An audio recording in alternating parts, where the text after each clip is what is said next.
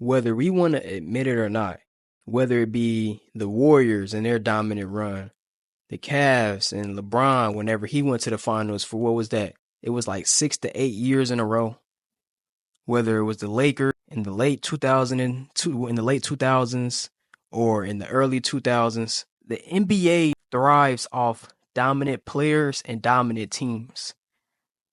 And that's honestly what it's missing now. I just got finished watching the last game of the NBA Finals, and that was actually the first NBA game I've sat down and fully watched in a long, long time.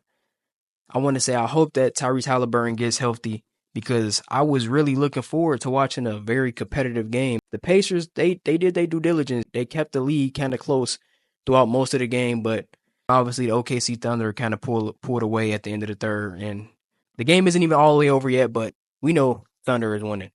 And I'm making this video because not only does the NBA thrive off dominance, but also personality as well. When we look back to those teams that I just mentioned, LeBron, Kobe, Shaq, Steph, even the likes of KD, Draymond, Klay Thompson, these are all personalities that not only did NBA fans like, but the world got attention, kind of drew attention to. Come on now, Stephen Curry, he's a household name. LeBron, Kobe, Shaq, all of these players are household names. Even someone like Draymond Green, whether we like to admit it or not, Draymond Green is a nice personality in the sense of he draws attention to the sport with his antics.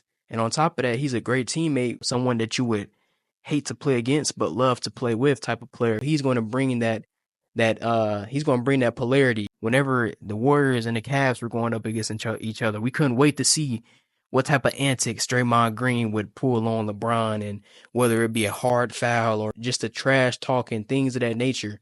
The NBA needs that.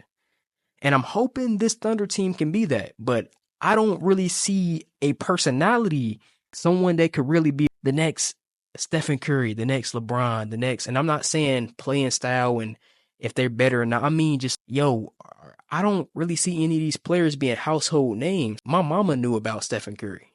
My mama knew about LeBron James. My mama don't know nothing about no SGA. She don't know nothing about no J-Dub, Chad, Lou Dort, Tyrese Halliburton. She don't like the NBA. I don't know what it is.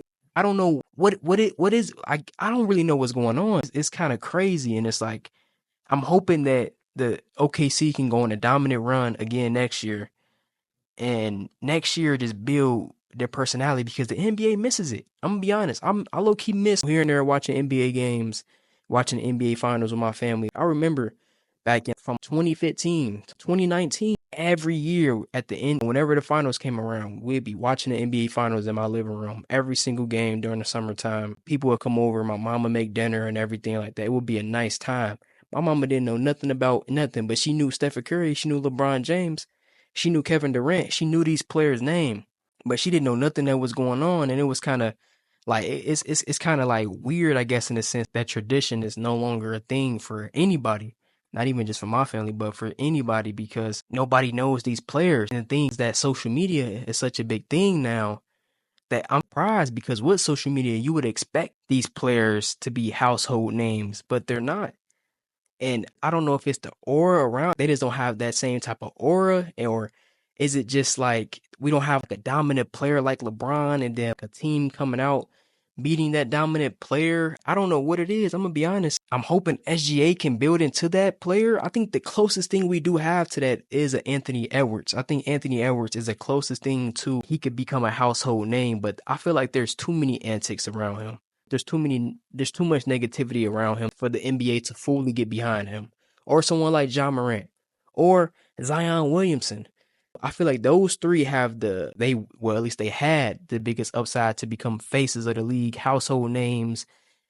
Everybody know their name, this, that, and the third, but I feel like they have too much negativity.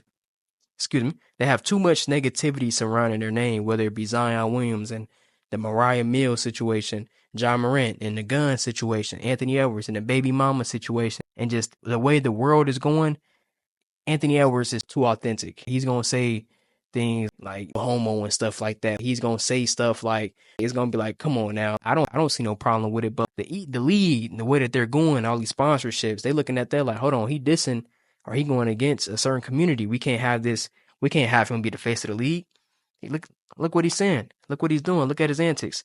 He got too many baby mamas and this, that, and the third, whatever it might be. But it's kind of weird, man. The NBA is in a weird space where there is no dominant team in a sense. I guess you could say OKC is that next team that's next up because I don't see no team taking them down, honestly.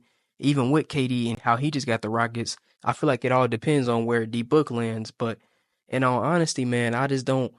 I think the NBA really needs the OKC Thunder, or I feel like someone on like Shea needs to just like that. I mean, he himself. I'm not telling him to not to be himself, but they need to put more advertising around him. And it's like it doesn't help that he's in Oklahoma either, because it's like Oklahoma. Like who goes to Oklahoma? Like it's not like LA or not even like Chicago or like Miami Heat or New York. It's like Oklahoma. So it's like he's kind of in a weird space, man. Where it's like the NBA is in a weird space where it's like we don't have no dominant team in a sense, and we don't have no dominant player, like no deal, like dominant player that's the face of the league, that's out there, that's on every commercial, that everybody know, everybody and their mama know. Like, bro, I'm pretty sure my grandma know about LeBron James. Like, come on now, like or Stephen Curry, like you know what I mean? Like that's what I mean when I'm talking about player. Like they don't know. Like nowadays, you can't go up to my you can anybody. I guarantee. Unless your mom is a real deal NBA fan, but that's what I mean. If you're an NBA fan, you know these players. But the casual fan, you don't really know. And I feel like the NBA is missing that swagger, man. It's like missing that. Or it's losing touch. I guess you could say with culture. And I'm not saying this is great basketball that they playing. Some amazing basketball up there. People be saying that it's just put a bunch of threes being chucked up, but SGA, he not really. I mean, he's shooting threes. He ain't really making that many of them. He's not the greatest 3-point shooter, but he's making mid ranges. You know, he's playmaking. He's scoring. He's actually out there scoring, which is what I love about him. But it's missing that swagger to it. I don't know what it is. Like I feel like it's right at the tip of my tongue, but it's like that every era had is missing it.